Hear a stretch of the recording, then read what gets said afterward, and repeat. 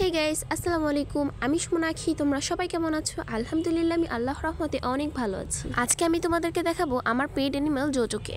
নতুন বাসায় শিফট হওয়ার কারণে জোজো সহ আরও আমার অনেক অ্যানিমেলকেই ওই বাসায় রেখে আসতে হয়েছে। বাসার সবকিছু ঠিক করায় জোজো সহ বার্জিকার পাখি এবং আমার অ্যাকোরিয়ামে থাকা গোল্ড ফিশ বাসায় নিয়ে আসা হয়।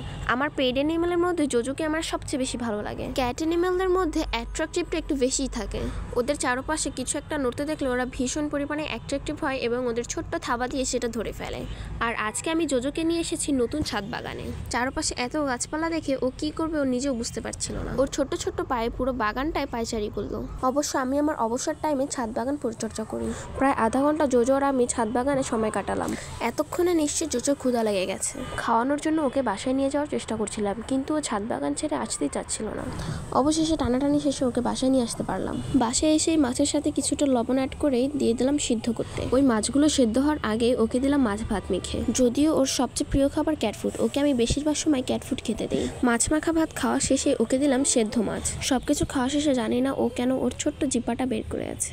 মাশাআল্লাহ, ও কিন্তু এরকম করে থাকা ওকে অনেক বেশি কিউট লাগছে। একটু পরে ওকে পরিয়ে দিলাম ওর প্রিয় সানগ্লাস, আর আমি ওর সাথে ওর সানগ্লাস নিয়ে দুষ্টুমি করছিলাম। ওর সাথে দুষ্টুমি করতে আমার খুব ভালো লাগে।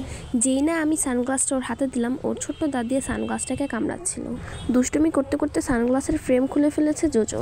সানগ্লাস রেখে দিয়ে এবার ও ওর লেজ নিয়ে দুষ্টুমি করছে। অনেকক্ষণ দুষ্টুমির পর বিকাল টাইমে ঘুম আসে জোজোর। আজকের মতো এখানেই শেষ করছি। সবাই ভালো থাকবে। আল্লাহ হাফেজ সবাইকে।